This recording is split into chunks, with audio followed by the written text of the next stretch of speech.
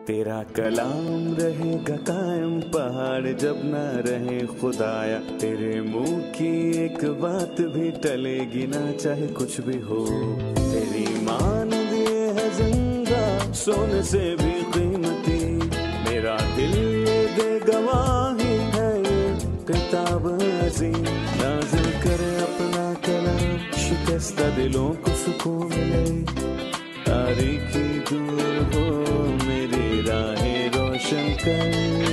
दिल अपना कलाम कसरत से ए खुदा बदल दे, रिहाई दे कसरत से फल मिलाओ। कलाम रहेगा कायम पहाड़ जब ना रहे खुदाया, तेरे मुंह की एक बात भी टलेगी ना चाहे कुछ भी हो। अजीज नाजरीन, मैं अयाद ज़रीफ आप तमाम देखने वालों को हमारे रोज़ के बाइबली मुतालियाती प्रोग्राम की नई किस्त में खुशामदीद कहता हूँ।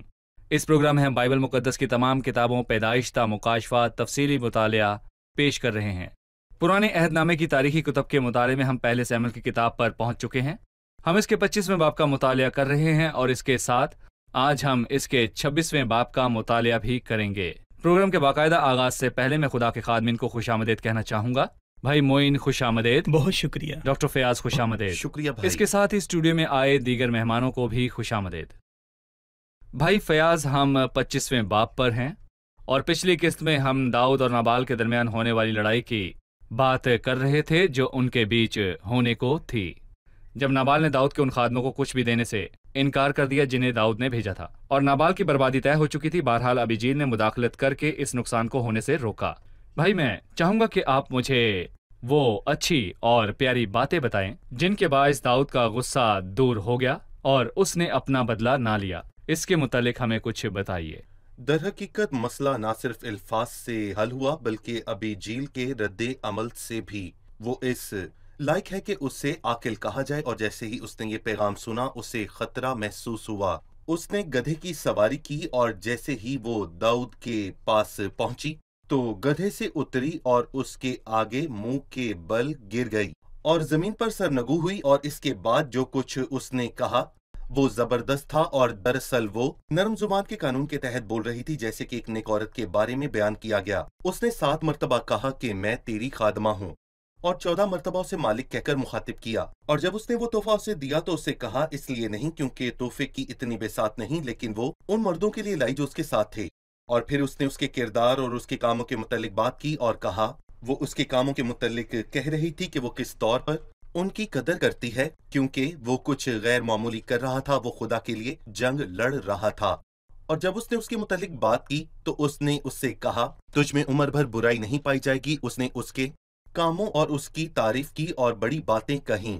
और फिर इसके बाद वो उससे बतौर खुदाम के मंसूब और मुस्तकबिल के बादशाह के तौर पर बात करने लगी और उसकी मिन्नत की कि उससे बदला ना ले, क्योंकि जब वो बादशाह बनेगा तब उसका माजी सफेद सफे की तरह शिफाफ होगा, बेदाग।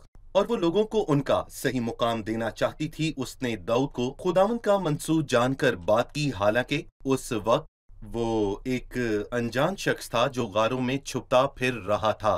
और इसके बाद जब उसने साउल बादशाह की बात की तो कहा गो इंसान तेरा पीछा करने और तेरी जान लेने को उठे। उसने बादशाह को आम इंसान कहा जो कि दाऊद की जान का ख़्वाह था। उसके अल्फाज मोहतात होकर चुने गए थे और उसने कहा मेरे मालिक की जान जिंदगी के बगीचे में बंधी रहेगी, पर तेरे दुश्मनों की जाने वो गोया फालखन में रख कर फेंक देगा।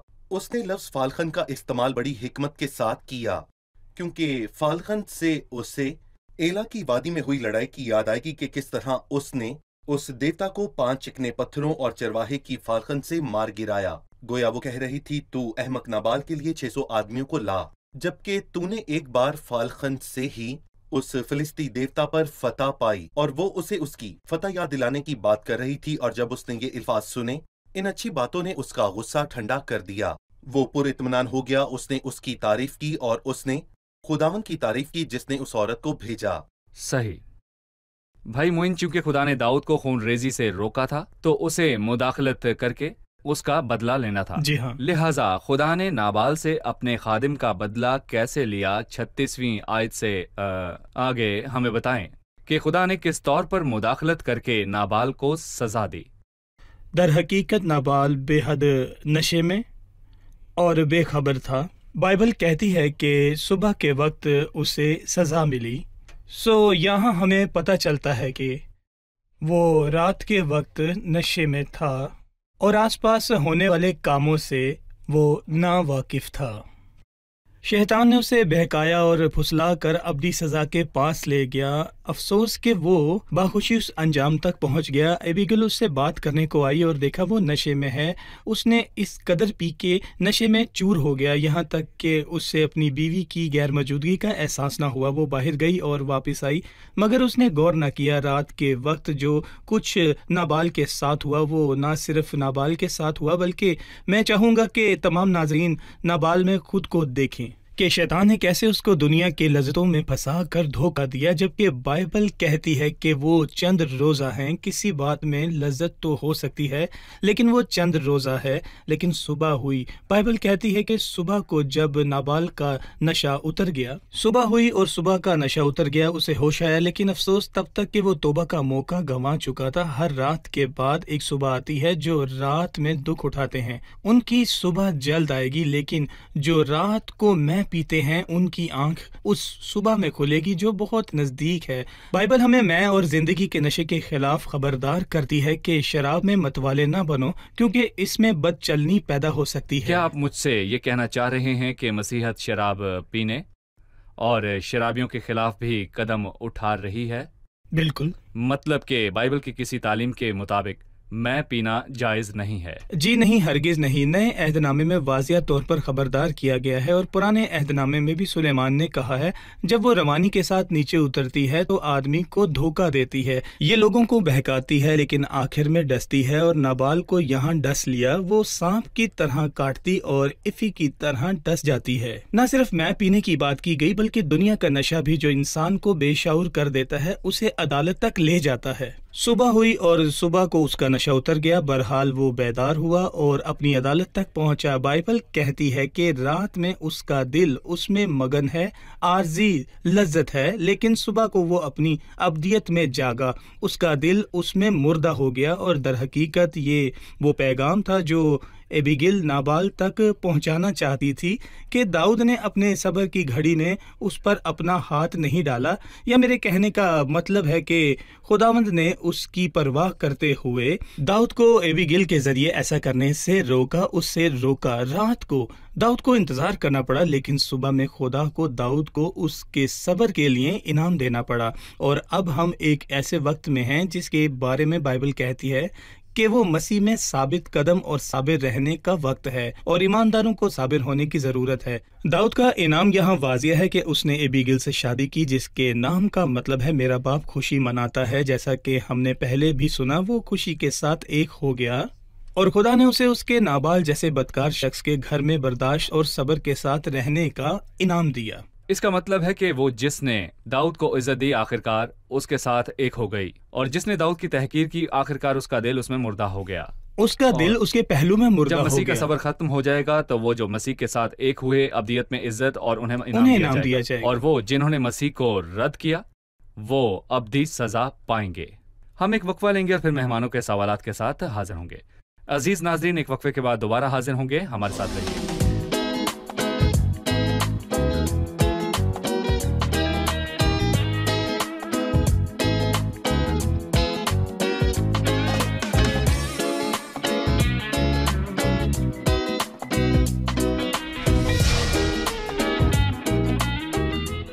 خوش آمدید۔ آئیے بڑھتے ہیں مہمانوں کی جانب اور جانتے ہیں ان کا سوال۔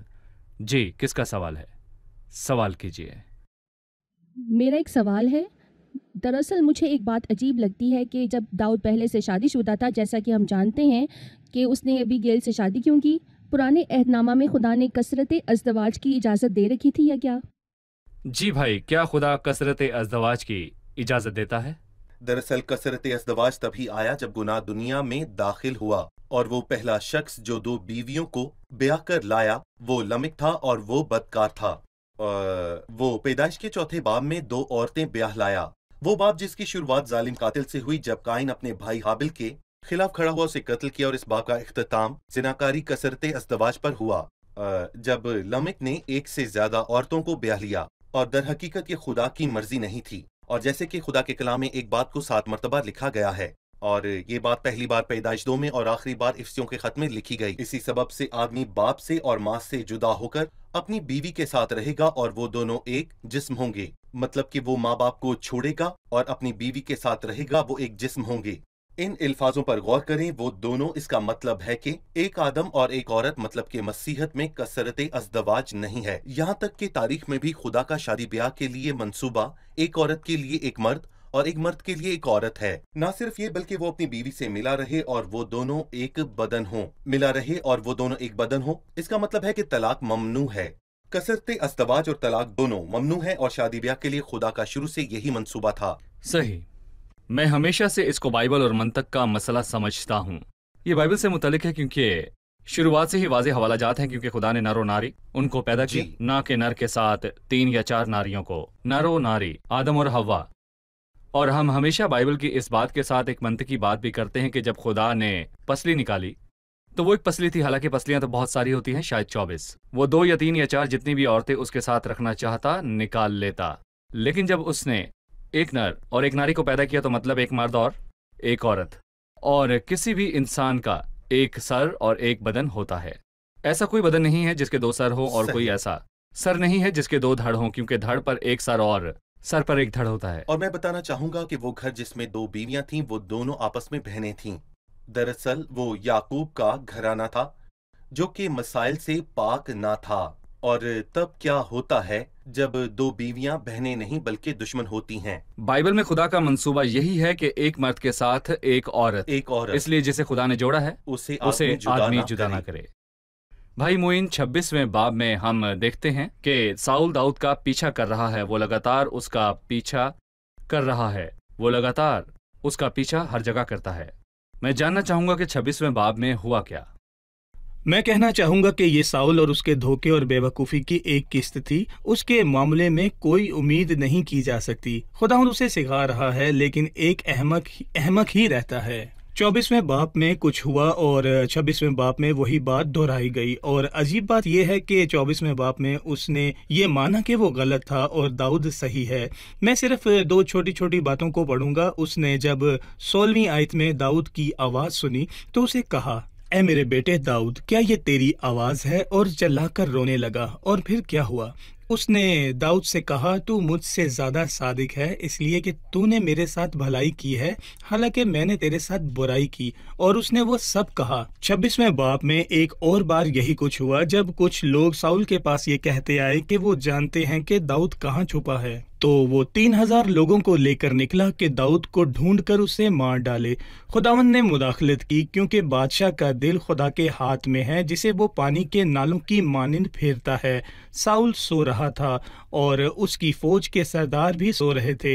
हर कोई जो खैमा में नींद की आगोश में था, कोई भी जाग कर ये देखने वाला और बादशाह को खबर देने वाला ना था कि दाऊद आ रहा है या कोई दुश्मन आता है। ये इसलिए हुआ क्योंकि खुदावंद ने उन पर गहरी नींद को तारी किया। वो बादशाह पर अपने प्यारे दाऊद के लिए नींद की तारी कर सकता है या उसकी नींद छीन सकता है, जैसा कि उसने आस्तर उसके 6ठे बाप में अपने एक और प्यारे के लिए जो दरवाजा के बाहर खड़ा था।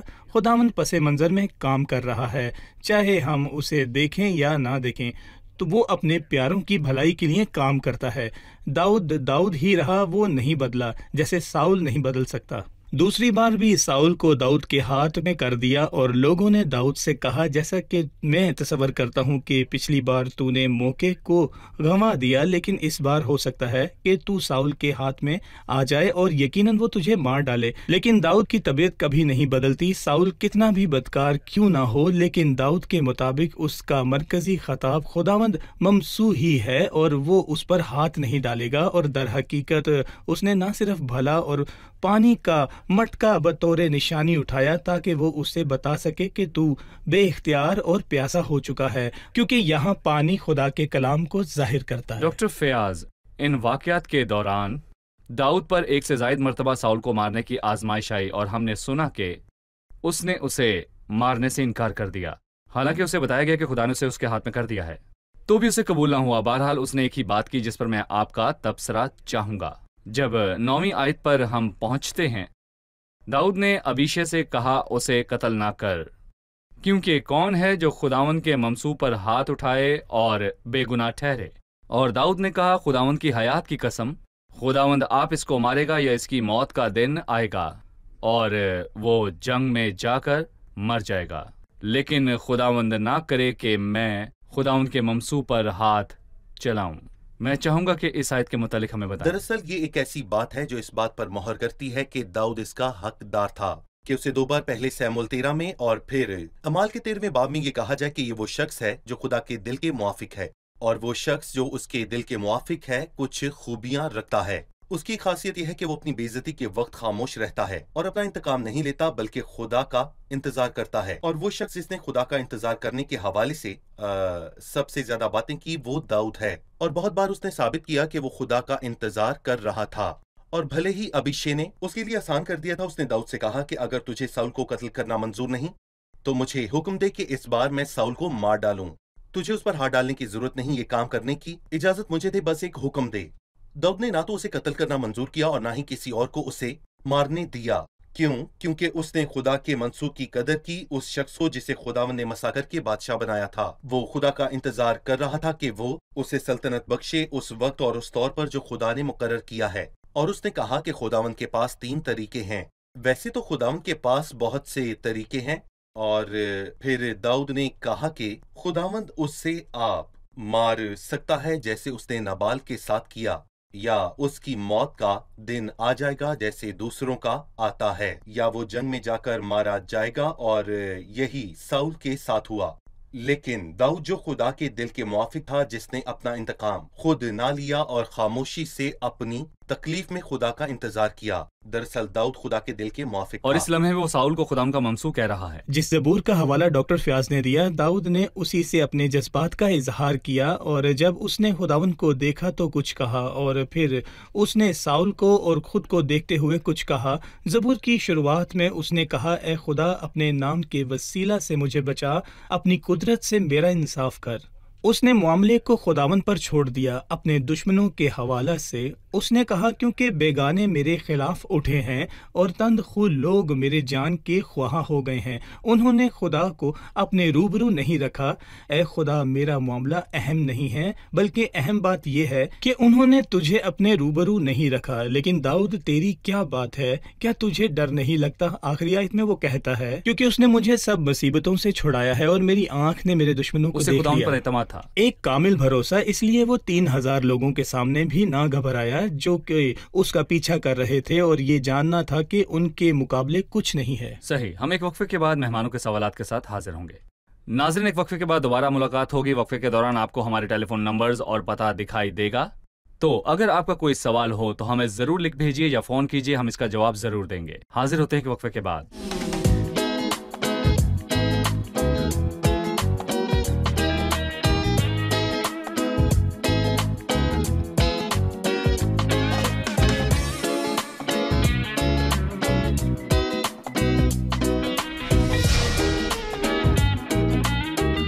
خوش آمدید۔ آئیے بڑھتے ہیں مہمانوں کی جانب اور جانتے ہیں ان کا سوال۔ کس کا سوال ہے؟ جی، کیا ایک ایماندار ہوتے ہوئے اگر مجھے کوئی نقصان پہنچاتا ہے تو کیا اسے انتقام کے لیے دعا کرنا ٹھیک ہے؟ مطلب میں اپنے انتقام کے لیے خدا سے کہوں گا۔ ایک اہم سوال۔ میں اپنا انتقام خود نہیں لوں گا، میں اپنے ہاتھ سے کچھ بھی نہیں کروں گا، لیکن میں دعا کروں گا کہ کم از کم خدا میرا انتقام لے اور میرے دشمن کو نشان عبرت بنائے۔ یہ ٹھیک ہے کہ میں اپنا انتقام خود نہیں لیتا، لیکن خدا سے انتقام لینے کو کہنا بھی ٹھیک نہیں ہے۔ انتقام لینے کے حوالے سے ایک واضح آیت ہے جو کہتی ہے اپنا انتقام نہ لو۔ پالوس رسول رومیو کے خط میں لکھتا ہے، لیکن اس سے پہلے کہ میں ہاں یا نہ کہوں، پلیز نئے اور پرانے عہد نامہ کے درمیان فرق پر غور کیجیے گا۔ تاکہ ہر بات واضح ہو جائے، پرانا عہد نامہ دنیاوی برکتوں کا عہد ہے، فضل کے دور کی برکتوں میں فرق ہے۔ جب کچھ لوگ یہ باتیں سنتے ہیں، فضل کے دور سے آپ کی کیا مراد ہے بھائی معین؟ یہ مصلوبیت سے لے کر اب تک کا وقت ہے، مصلوبیت کے واقعے سے لے کر اب تک کا وقت فضل کا دور کہلاتا ہے۔ وقت فضل کا دور کہلاتا ہے، جی، مصلوبیت سے لے کر اب تک ہم فضل کے دور کا کہتے ہیں، اور ایمانداروں کا اور اوروں کے ساتھ برتاؤ کس قدر مختلف ہے۔ یہ نسبت ان ایمانداروں کے ہیں جو مسیح سے پہلے تھے۔ پرانے عہد نامہ میں ایسا نہ ہو کہ ناظرین کہیں کہ بائبل میں تو ایسا لکھا ہے، اور ہو سکتا ہے وہ کسی آیت کا حوالہ دیں۔ میں یرمیہ کی کتاب سے ایک مثال دوں گا۔ 20ویں باب میں کوئی واقعی انتقام کے لیے درخواست کرتا ہے، ہم ایک ساتھ پڑھتے ہیں۔ یرمیہ نے خدا سے یہ کہا، حالانکہ وہ ایک نیک اور حساس شخص تھا، پس صحیح، اے رب الافواج، تو جو صادقوں کو آزماتا اور دل و دماغ کو دیکھتا ہے، ان سے بدلہ لے کر مجھے دکھا، اس لیے کہ میں اپنا دعویٰ تجھ پر ظاہر کرتا ہوں۔ یقیناً جو بھی اس باب کی شروعات سے پڑھتا ہے تو پتہ چلتا ہے کہ انہوں نے اسے بہت زیادہ نقصان پہنچایا ہے۔ یہ شخص یہاں انتقام کی درخواست کرتا ہے۔ پرانا عہد نامہ، جیسا کہ ہم نے کہا بھائی ایاز، فضل کے اس دور سے مختلف ہے جس میں ہم آج رہتے ہیں۔ نہ صرف کہ ہم اپنا انتقام خود نہ لیں اور نہ خدا سے اس کے لیے درخواست کریں، بلکہ ہم ان کے لیے معافی کی درخواست کریں۔ ہم خدا سے ان کے لیے معافی اور رحم کی درخواست کریں۔ نئے عہد نامہ میں واضح ترین مثال اسٹیفنس کی ہے۔ ایک بڑا دردناک منظر تھا جب اسے سنسار کیا گیا، لیکن اس نے خدا سے کہا، اے خدا، یہ گناہ ان کے ذمہ نہ لگا، اور یہ کہہ کر وہ سو گیا۔ وہ اپنے لیے معافی کی درخواست کر رہا تھا۔ تو ہمارا برتاؤ بھی ایسا ہی ہونا چاہیے، جیسے کہ متی کی انجیل میں، جو تم پر لعنت کرے ان کے لیے برکت چاہو۔ آپ نے کہا کہ پرانے عہد نامے اور نئے عہد نامے میں فرق ہے۔ ایسا نہ ہو کہ کوئی ہمیں غلط سمجھے۔ وہ بدلاؤ جو نئے عہد نامے میں فضل کے دور میں ہے، یہ ہے کہ اس شخص میں وہ صلاحیت آ چکی ہے جو اسے معاف کرنے اور بدلہ نہ لینے کے قابل بناتی ہے۔ عہد قدیم کے ایمانداروں میں ایسی صلاحیت نہ تھی۔ نئے عہد نامے میں ہم نے کیا حاصل کیا؟ ہم نے خدا کی حیات اور روح القدس حاصل کیا، اور جس طرح مسیح معاف کرتا اور انتقام نہ لیتا تھا، ہمیں بھی مسیح پر ایمان رکھنے کے وسیلے سے ویسی ہی زندگی ملی ہے۔ ہم میں یہ صلاحیت ہے کہ ہم انتقام نہیں لیتے، اور دیکھیں خدا کا روح صحیح ہم میں بسا ہوا ہے۔ ٹھیک ہے بھائی فیاض، ہم ابھی بھی 26ویں باب پر ہیں، جب داؤد نے اپنا انتقام لینے سے انکار کیا، اور ساؤل یہ جانتا تھا 17ویں آیت سے۔ جو کچھ اس نے کہا اسے سن کر لگتا ہے کہ اس نے داؤد کی طرف اپنا رویہ بدل لیا۔ ہم پڑھتے ہیں، تب ساؤل نے داؤد کی آواز پہچانی اور کہا، اے میرے بیٹے داؤد، کیا یہ تیری آواز ہے؟ داؤد نے کہا، میرے مالک بادشاہ، یہ میری ہی آواز ہے۔ اس نے اس سے کہا، میرا مالک کیوں اپنے خادم کے پیچھے پڑا ہے؟ میں نے کیا کیا ہے اور مجھ میں کیا بدی ہے؟ اور پھر آگے وہ ساری بات ہے۔ 21ویں آیت میں لکھا ہے، تب ساؤل نے کہا کہ میں نے خطا کی، اے میرے بیٹے داؤد لوٹ آ، کیونکہ میں پھر تجھے نقصان نہیں پہنچاؤں گا، اس لیے کہ میری جان آج کے دن تیری نگاہ میں قیمتی ٹھہری۔ دیکھ، میں نے حماقت کی اور نہایت بڑی بھول مجھ سے ہوئی۔ داؤد نے جواب دیا، اے بادشاہ، اس بھالے کو دیکھ، 100 جوانوں میں سے کوئی آ کر اسے لے جائے، اور خداوند ہر شخص کو اس کی صداقت اور دیانتداری کے موافق جزا دے گا، کیونکہ خداوند نے آج تجھے میرے ہاتھ میں کر دیا تھا، پر میں نے نہ چاہا کہ خداوند کے ممسو پر ہاتھ اٹھاؤں۔ پھر 25ویں آیت میں ہے، تب ساؤل نے داؤد سے کہا، اے میرے بیٹے داؤد، تو مبارک ہو، تو بڑے بڑے کام کرے گا اور ضرور فتح مند ہوگا۔ سو داؤد اپنی راہ چلا گیا اور ساؤل اپنے مکان کو لوٹا۔ جب میں ان آیات کو پڑھتا ہوں تو خدا کا شکر کرتا ہوں، کیونکہ اس نے بے قصور داؤد کے لیے ساؤل کے دل کو بدلا، اور مجھے لگتا ہے کہ ساؤل اس کے لیے اب سے داؤد کی عزت اور قدر کرے گا۔ آپ کیا کہیں گے؟ مجھے اس بات سے یہودا اسکریوتی کی بات یاد آتی ہے، جب اس نے کہا کہ میں نے بے گناہ کو قتل کے لیے پکڑوا دیا، اور بالآخر اس نے خودکشی کر لی۔ اس میں سچی توبہ کا جذبہ نہ تھا، اور وہ خدا کی محبت اور فضل پر بھروسہ نہ رکھتا تھا، جس کے باعث وہ کہہ سکتا تھا کہ میں نے گناہ کیا اور پھر خود کو اسی فضل کے حوالے کر دیا۔ ساؤل بادشاہ میں بھی ہم یہی دیکھ سکتے ہیں، وہ ایمان فرق ہے جس کا تعلق توبہ اور دل کے بدل جانے سے ہے۔ اور میں یہاں پر کہوں گا کہ یہ وہ فرق ہے جس کی بنیاد افسوس اور غم ہے۔ ہو سکتا ہے کہ اسے داؤد کے سامنے شرمندگی اور ندامت ہوئی ہو، لیکن اس میں اتنی قوت نہ تھی کہ وہ اس احسان کو لے کر اپنے گناہ پر پچھتاتا اور خود کو خدا کے حوالے کر دیتا۔ اور میں کہوں گا کہ یہ اس منظر میں ہی ثابت ہو جاتا ہے جب ایک ذریعے کی تلاش میں نکلا۔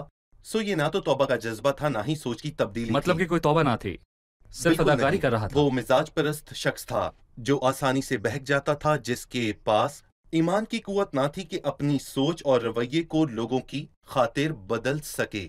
شکریہ۔ اب وقت ہے کہ ہم جانیں کہ مہمانوں نے آج کیا سیکھا۔ 25ویں باب میں ہم نے دیکھا کہ خداوند داؤد کا بدلہ لیتا ہے اور نابال کی موت ہو جاتی ہے۔ پھر ہم داؤد کے لیے خدا کے انعام کو دیکھتے ہیں۔ ہمیں اس میں کیا سبق ملتا ہے؟ ہم داؤد سے یہ سیکھتے ہیں کہ وہ رات کو خدا کا انتظار کرتا ہے تاکہ صبح کو انعام پائے۔ داؤد اپنا انتقام لینے سے باز رہا اور اسے خدا پر چھوڑ دیا، اور خدا نے اس کا انتقام لیا اور ابیجیل کو اس سے بیاہ کر انعام دیا جو خوشی کی علامت تھی۔ ہم نابال سے یہ سیکھتے ہیں کہ جو رات کو نشہ کرتا ہے صبح کو اس کا دل مردہ ہو گیا۔ نابال نے رات کو میں پی جو دنیا کی لذت اور شہوت کو ظاہر کرتی ہے، اور افسوس کہ جب تک اسے ہوش آیا بہت دیر ہو چکی تھی۔ ٹھیک ہے۔ 26ویں باب کے آخر میں ساؤل نے داؤد کے سامنے جو اقرار کیا اور معافی مانگی، کیا وہ حقیقی تھی؟ اس کے بارے میں آپ کیا جانتے ہیں؟ وہ حقیقی نہ تھی۔ ہم جانتے ہیں کہ سچی توبہ کے اندر سوچ اور رویے میں تبدیلی بھی شامل ہوتی ہے، جبکہ فقط افسوس کرنا اور داؤد کے نیک رویے کے سامنے شرمسار ہونا ایک الگ بات ہے۔ اور اس کے بعد بھی ساؤل کا غلط رویہ واضح تھا اور وہ ایک موقع کی تلاش میں تھا۔ عملی طور پر اس کے برتاؤ میں کوئی تبدیلی نہ تھی۔ صحیح، شکریہ، خدا آپ کو برکت دے۔ خادمین کا بھی شکریہ۔ اگلے پروگرام میں آپ سے پھر ملاقات ہوگی۔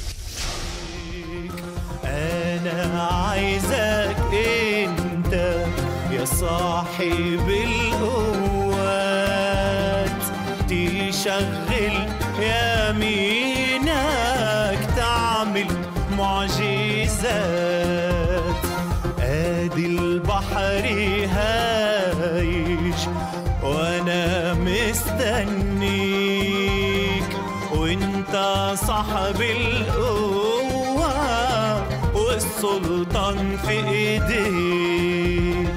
انا عايزك انت يا صاحب القوات تشغل يمينك تعمل معجزات.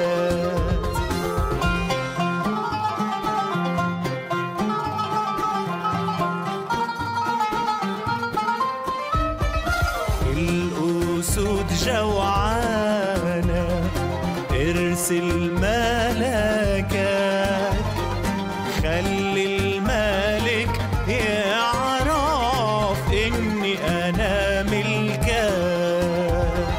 أنا عايزك أنت يا صاحب القوات تشغل يمينك تعمل معجزات. الآت محمد ل7 أضعاف، ما دام يسوع معايا مش ممكن راح أخاف. أنا عايزك أنت يا صاحب القوات تشغل يمينك تعمل معجزات. الآت محمد انزل قدامي وبيدك الحلوة طلعني تاني.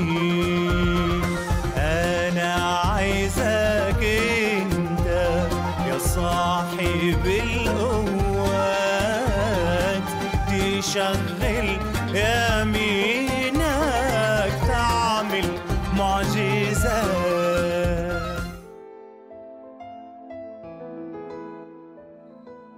تیرا کلام رہے گا قائم پہاڑ جب نہ رہے خدایا، تیرے منہ کی ایک بات بھی ٹلے گی نہ چاہے کچھ بھی ہو. تیری مانند یہ ہے زندہ سونے سے بھی قیمتی، میرا دل یہ دے گواہی ہے یہ کتاب عظیم.